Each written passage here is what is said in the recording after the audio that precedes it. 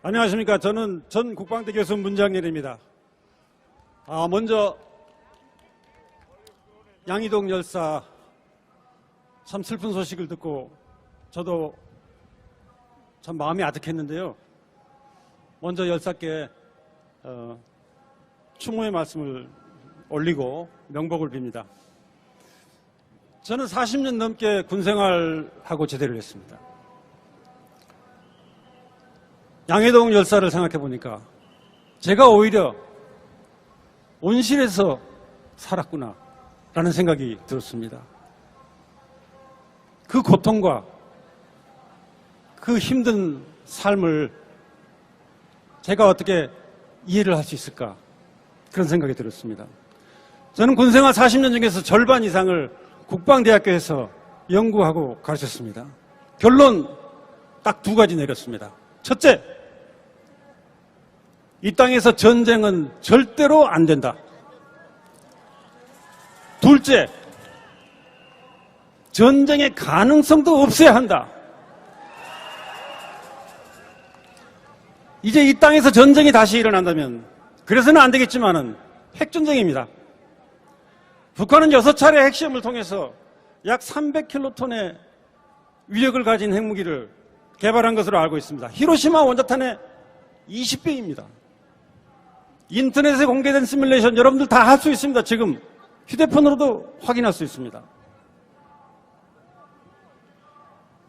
뉴욕 맨하탄 상공에서 폭발하니까 100만 명이 즉사하는 것으로 나왔습니다. 인구의 10분의 1입니다. 서울과 평양에서 이런 일이 벌어진다면 어떻겠습니까? 상상할 수가 없습니다. 북한은 60기 이상의 핵무기를 보유하고 있고 미국은 5,400기를 보유하고 있습니다. 핵무기는 단 한 발이라도 막지 못하면 단 한 발도 막지 못하는 그런 무기입니다. 이걸 가지고 지금 윤석열이 어떻게 하고 있습니까? 핵전쟁을 하자는 것입니까, 지금? 참으로 억장이 무너지는 것입니다. 이러한 핵전쟁은 선제 공격 가능성 때문에 더욱더 위험하게 됐습니다. 선제 공격을 해가지고 전쟁이 나서 모든 것이 다 파괴되고 많은 사람이 죽고 나면 전쟁의 승리가 무슨 의미가 있겠습니까? 누구 좋을 일 시키자는 것입니까? 전쟁이 실제로 일어나지 않더라도 그 가능성이 클 경우 문제가 심각합니다. 경제와 민생 파탄될 수가 있습니다. 우리가 봤습니다. 사드 졸속으로 결정하고 시행해가지고 우리가 얻은 게 뭡니까?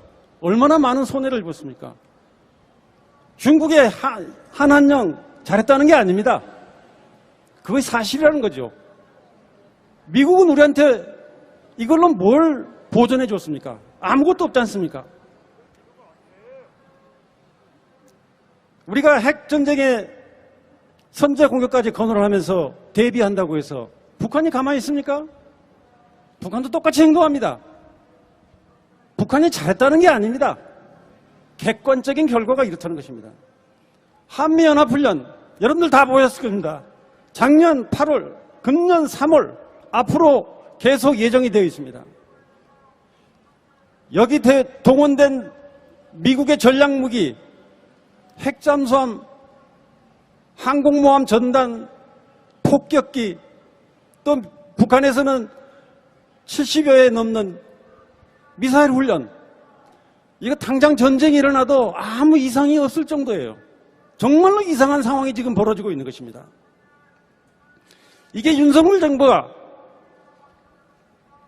출범 후 1년간 소위 힘에 의한 평화 이거 내세웠지만 현재 상황이 이렇습니다. 전쟁만 일어나지 않는다고 해서 다 된 겁니까? 오로지 힘만 내세워 전쟁의 가능성은 어떻게 됐습니까? 한껏 고조되었습니다. 우리는 지금 이런 상황에서 살고 있는 것입니다. 문제는 앞으로 더 위험한 길로 지금 가고 있다는 것입니다. 지난 3월 한미정상회담에서 대한민국의 국격과 자존심, 지난 3월 한일 정상에서 완전히 대한민국의 국격과 자존심 다 내놓고 얻은 게 뭡니까? 한일 안보협력 강화 그리고 기타 사항들입니다. 그런데 이것은 더 큰 그림, 한미 관계에 있어서 작은 부분에 불과한 것입니다. 4월달 한미 정상회담에서 발표된 소위 워싱턴선언, 이거 핵 확장 억제를 강화하기 위해서 무슨 핵 협의 그룹을 설치한다는 거, 이걸 큰 성과로 내세우고 있습니다. 근데 이건 그야말로 눈 가리고 아웅하는 것입니다. 미국이 모든 결정권을 가지고 있고 그저 우리는 거기에 참여하는 것뿐이에요. 핵전쟁이 일어나도 미국이 좌지우지하게 되어 있습니다. 우리는 어떻게 해야 됩니까? 일어나지 않도록 해야 되지 않습니까? 이 새로울 것이 없는 확장 억제 가지고 국민을 기만하고 있는 것입니다. 미국은 절대로 기존 정책을 바꾸지 않습니다. 그냥 한국을, 그냥 윤석열을 속이고 있는 것입니다. 기타를 선물로 주고 좋은 음식 대접하고 그렇게 속이고 있는 것입니다. 알고 그러는지 모르고 그러는지 윤석열은 계속 맞장구만 치고 있는 것입니다. 이 사기극 윤석열이 공범이 되고 있습니다. 그저 내세우기 위해서 미군의 핵잠수함 기항,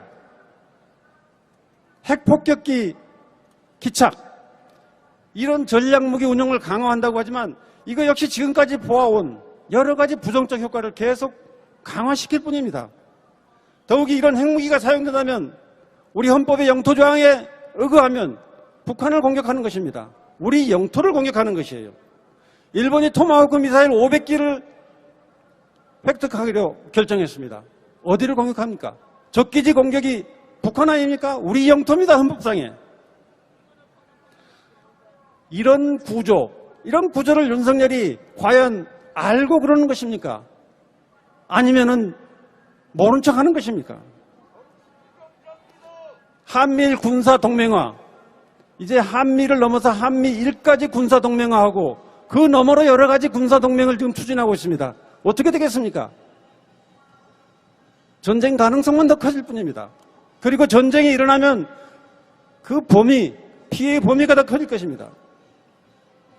그래서 윤석열이 떠드는 힘에 의한 평화, 이것은 결국 미국과 일본을 끌어들여 한반도의 평화를 파괴하는 행위나 다름이 없습니다. 명분만 그럴듯하게 안보를 내세우고 있는 것입니다. 평화를 팔아먹는 것입니다. 제가 군 출신이지만 도저히 보고 있을 수가 없습니다. 전쟁을 연구했기 때문에 그것이 얼마나 위험하고 얼마나 비참한 결과를 초래하는지를 잘 알고 있습니다. 그리하여 아무리 민주적 절차에 의해서 뽑은 대통령이라 할지라도 이렇게 안보도 평화도 위태롭게 하는 정책을 계속하면 끌어내려야 되는 것입니다.